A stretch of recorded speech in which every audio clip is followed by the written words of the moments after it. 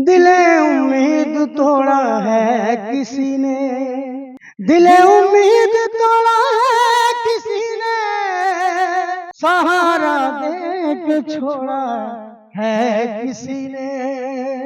राहत साहब, फवाद खान साहब, बंगश साहिबा, बिलाल साहब, ये आपको कह रहे हैं कि दिले उम्मीद तोड़ा है किसी ने। क्या फर्क महसूस हो रहा है आपको पाकिस्तान आइडल और इंडियन आइडल में? पाकिस्तान और आइडल में और इंडियन आइडल में तो बहुत बड़ा फर्क है, क्योंकि वहाँ पे टैलेंट को ज्यादा सराहते हैं। लगता है ये क्यों मुझे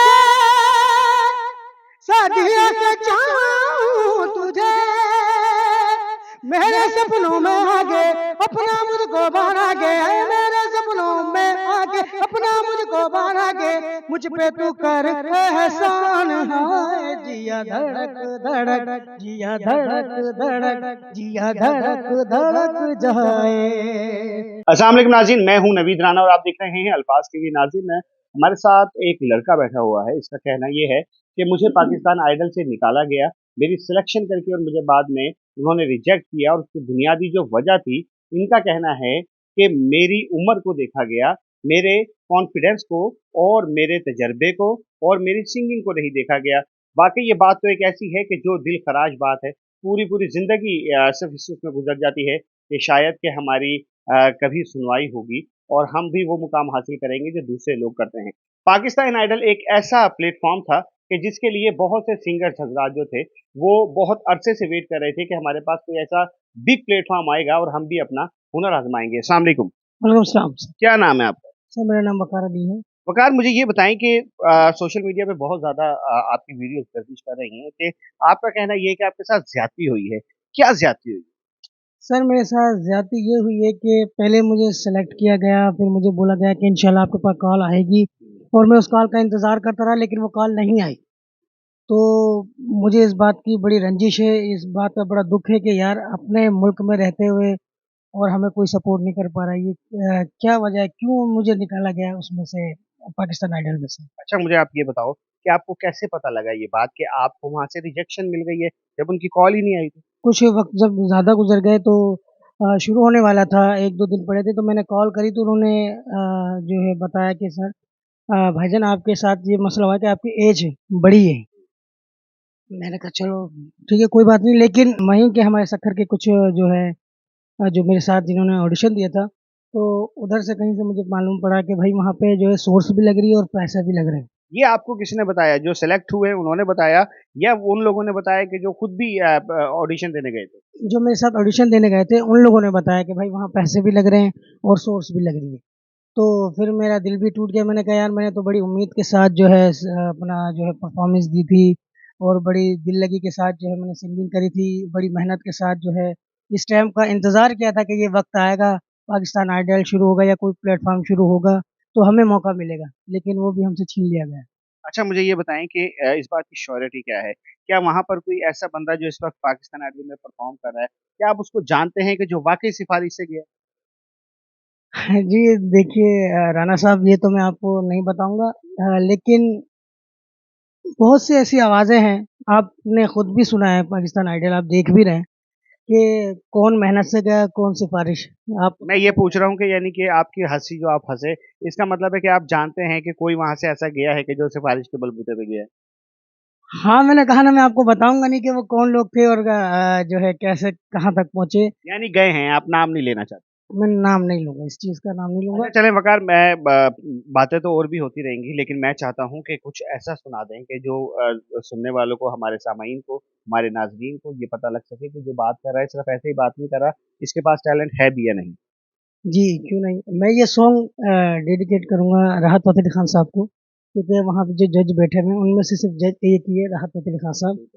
तो मैं उनको ये गाना पेश करूँगा। लगता है ये क्यों मुझे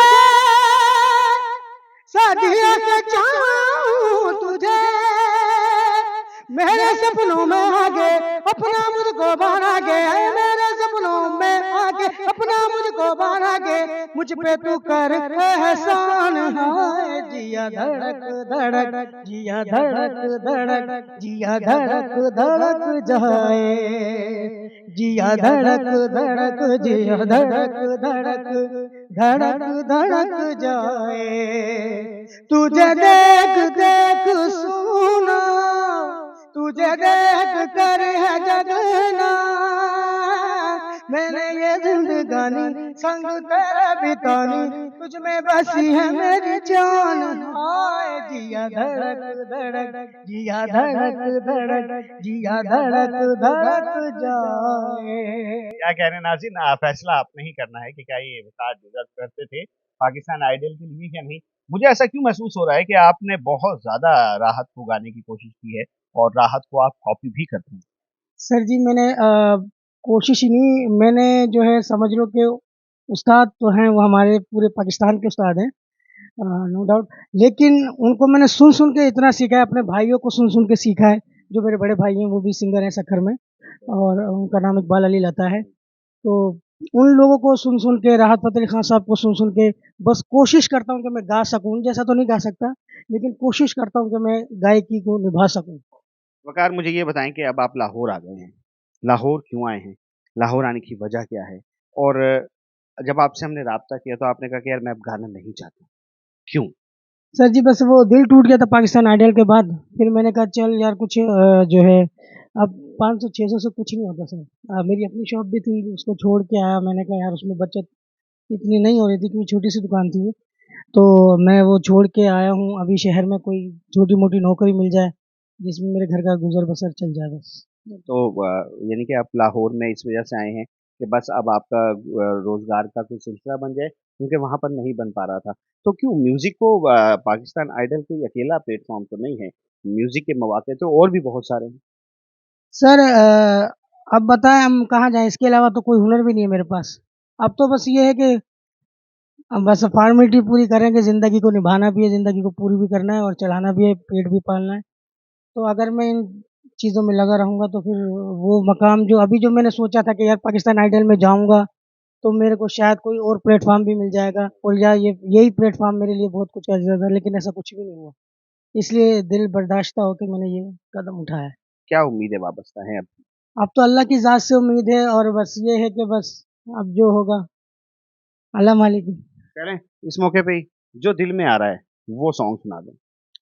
दिल में जो आ रहा है वो है, दिले उम्मीद तोड़ा है किसी ने, दिले उम्मीद तोड़ा है किसी ने, सहारा दे के छोड़ा है किसी ने। मैं उन शीशा दरों से पूछता हूँ, मैं उन शीशा दरों से पूछता हूँ कि टूटा दिल भी जोड़ा है किसी ने।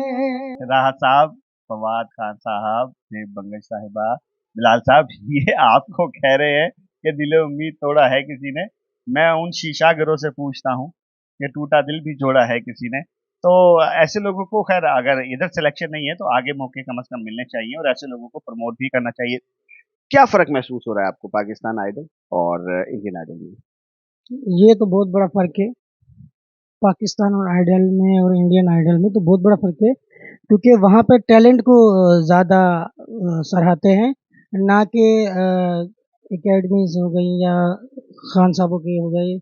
यहाँ पे देखे जाते हैं कि भाई जो टैलेंट जो एकेडमी का है या जो सीख कर आया हुआ होता है, उसको नए टैलेंट को मौका नहीं मिलता यहाँ। तो देखें कि जो सीखे हुए लोग होते हैं तो मेरे ख्याल में वो ज़्यादा अच्छा परफ़ॉर्म कर सकते हैं क्योंकि वो प्रॉपर सीखे हुए होते हैं। यार मैं उन सबको नहीं कह रहा, मैं उनको कह रहा हूँ जो मतलब अब सीख कर आ रहे हैं, उनमें से भी उठाएँ और जो बेचारे गॉड गिफ्टेड हैं, उनको भी उठाएँ, ताकि जो है उनका भी दिल ना टूटे और उनके भी एकेडमीज़ भी चलती रहें। नहीं तो आपका क्या कहना है, आपका क्या मानना है, क्या ख़्याल है कि वो सिर्फ़ अकेडमीज़ के लोगों को ला रहे हैं? मुझे अभी तक तो ऐसा ही लग रहा है, क्योंकि बहुत कम लोगों को उन्होंने अभी जब से शुरू हुआ है रिजेक्ट किया है। आप भी देख रहे होंगे, उनमें से बहुत कम लोग हैं जिनको रिजेक्ट किया जा रहा है। बाकी तो कोई आते ही शुरू हो रहा है वो यहाँ से तो शुरू करे खान साहबों की तरह, तो आपको खुद फ़र्क नज़र आ जाएगा। लेकिन लिखे हुए तो आप भी लग नहीं, मैं यार मैंने बताया तो मैंने कभी बाजे पे हाथ भी नहीं रखा, ना कभी सा भी नहीं किया मैंने तो सिर्फ़ सुन-सुन के सीखा है, अपने भाइयों को। मैं ये नहीं कह रहा कि मैं ख़ानदानी कोई ख़ान साहब हूँ। अकेडमी तो आपके फिर अपने खुद के घर में है ना, अगर आपके दोनों भाई भी गाते थे, आपने उनसे सीखा है। तो मैंने अपने भाइयों से सीखा है लेकिन सुन-सुन के। हमारे घर में जो है बाजा भी नहीं है, ना तबला है, ना ये प्रैक्टिस बाकायदा नहीं हुई, ऐसे जैसे सुनवइये होते हैं कि सुन के और जैसे पहले के दौर में सुन-सुन के प्रैक्टिस की जाती थी, वैसे ही होता वही वाला काम है। है। अच्छा ये बताएँ कि पाकिस्तान आइडल में कौन-सी अच्छी परफॉर्मेंस की जिसको गोल्डन माइक मिला है और वो डिज़र्व करते हैं? यार ये तो आपने बड़ा औखा सवाल कर दिया। ये तो समझ लीजिए कि एक अलजबरा का सवाल कर दिया आपने मेरे से क्योंकि उस्ताद राहत फ़तेह अली खान साहब ने जिस लेडीज़ को दिया था पीछे-पीछे आंधा मेरी चाल में ना आई, तो मुझे तो वो समझ में नहीं आया उसको दिया क्यों गया था। चलो वो बेहतर जानते हैं वो खान साहब लोग हैं, वो उस्ताद हैं और वहाँ के जज बने पड़े हैं। वो ज़्यादा हमसे बेहतर जानते हैं कि किस राग पे उसको मिला होगा। तो मैं इस बात पे अब आपको यानी क्या कि वो कहूँ? डिज़र्व नहीं करती थी। मेरी तरफ से तो क्योंकि मुझे तो पहचान भी नहीं है ना सुर की, ना लय की, ना ताल की। यार अगर आपके बकौल के वो डिज़र्व नहीं करती थी और जजमेंट का ये हाल है, तो जज किसको होना चाहिए था कि जो आपकी नज़र में अच्छे फैसले होते? होना चाहिए था जैसे कि सज्जाद भाई होने चाहिए थे, राहत फ़तेह अली खान साहब होने चाहिए थे, आतिफ़ असलम होना चाहिए था, आबिदा परवीन जी होना चाहिए थे और हुमैरा चन्ना जी होना चाहिए थी जो पाकिस्तानी हैं या सनम मारवी होने चाहिए थे। कम से कम वो चीज़ें तो हों जिनके जो सॉन्ग्स भी मशहूर हुए पड़े हैं। अब उनको लाके बिठा दिया जिनके सॉन्ग भी हमने कभी सुने ही नहीं है। हम हमारी उम्र इतनी हो गई है कि आज तक हमने उनके सॉन्ग ही नहीं सुने जो हिट हुआ हो। तो आपने उनको लाके बिठा दिया जज पे। राहत फ़तेह अली खान साहब को मानते हैं कि यार वो बाकायदा उनका ख़ानदानी काम था और उनको पूरी दुनिया मानती है।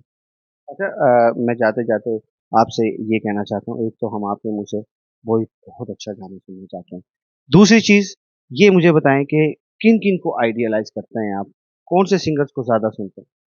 या मैं ज़्यादातर पाकिस्तानी और इंडियंस दोनों को मिक्स में सुनता हूँ ज़्यादा। जैसे सज्जाद अली हो गए, राहत फ़तेह अली खान साहब हो गए और नुसरत अली खान साहब हो गए और ग़ुलाम अली खान साहब हो गए और ये जितने अपने पाकिस्तान के जितने बड़े आतिफ़ असलम, अली ज़फ़र और शफ़क़त अमानत, ये जितने पाकिस्तानी हैं और फिर इंडियंस में लता जी, सोनू निगम यानी कि और तमाम ही अच्छा सुनने वालों को आपको आपको पसंद है। अच्छा वक़ार जाते-जाते हम अपनी पसंद का गाना सुनेंगे, किसी भी सिंगर का, बल्कि आपकी अपनी पसंद से सुनाई चलें। दूसरी चीज़ ये कि क्या पैगाम देना चाहेंगे? पहले पैगाम दे दें अपने देखने सुनने वालों को और उसके बाद हम आपका गाना सुनेंगे। हाँ जी, मैं पैगाम यही देना चाहता हूँ कि प्लीज़ जो टैलेंट है, न्यू टैलेंट है, जो सिर्फ़ आपके एक इशारे का मुंतज़िर है, उसको सपोर्ट करो और उसको जो है ज़्यादा से ज़्यादा आगे लाओ, एप्रिशिएट करो, ना कि उसको डिग्रेड करो। और अब गाना।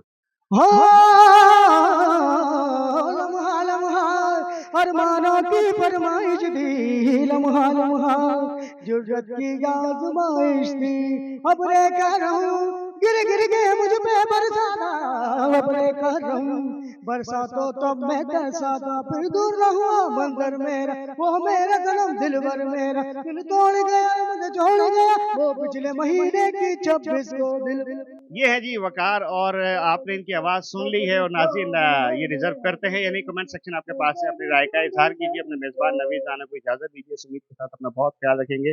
अल्लाह हाफ़िज़ नाज़रीन।